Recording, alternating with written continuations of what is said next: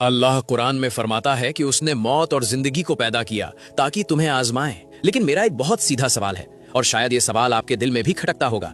अगर ये दुनिया वाकई एक इम्तिहान है तो फिर हम सबका क्वेश्चन पेपर अलग अलग क्यों है? किसी को महलों में पैदा किया तो किसी को 2 वक्त की रोटी के लिए तरसा दिया, किसी को बेहिसाब सेहत दी तो किसी को बिस्तर पर लाचार कर दिया।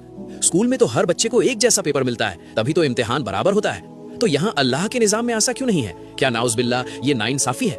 नहीं, हकीकत सुनिए, सबका पेपर अलग नहीं है, बल्कि हम पेपर किसे कहते हैं हमारी वो समझ ही गलत है। इस गलत फहमी को दूर करने के लिए हमें इंसान की बनावट को समझना होगा।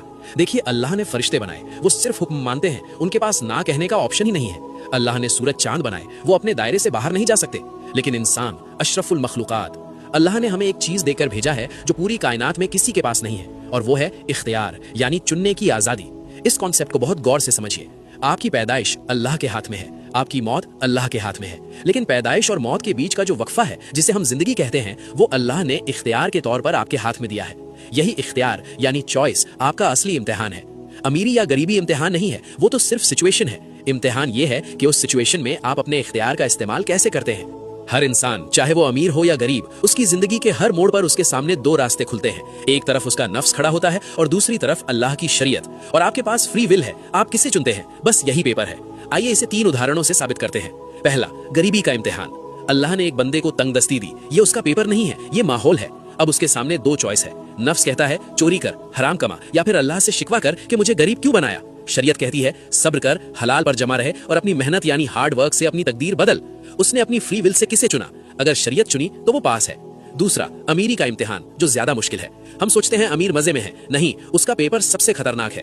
दौलत आ गई, ये सिचुएशन है। अब चॉइस देखिए। नफ्स कहता है उड़ाओ, पार्टियां करो, कमजोरों को दबाओ, तकब्बुर करो। शरीयत कहती है ज़कात दो, सदका करो और आजिज़ी इख्तियार करो। अमीर के पास भटकने के 1000 रास्ते हैं। अगर वो अपनी मर्जी छोड़कर अल्लाह की मर्जी चुनता है तब वो पास है।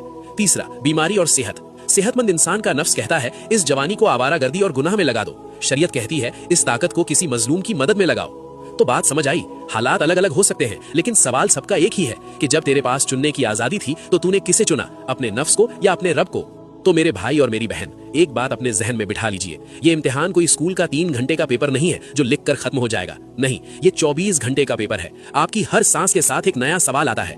इसे एक छोटी सी मिसाल से समझिए। सुबह फज्र के वक्त आपकी आंख खुलती है। अब यहाँ फौरन 2 रास्ते खुल गए। एक, आपका नफ्स कहता है सो जाओ, अभी बहुत थका हुआ है, कल पढ़ लेंगे। और दूसरी तरफ अल्लाह का हुक्म पुकारता है, नमाज नींद से बेहतर है।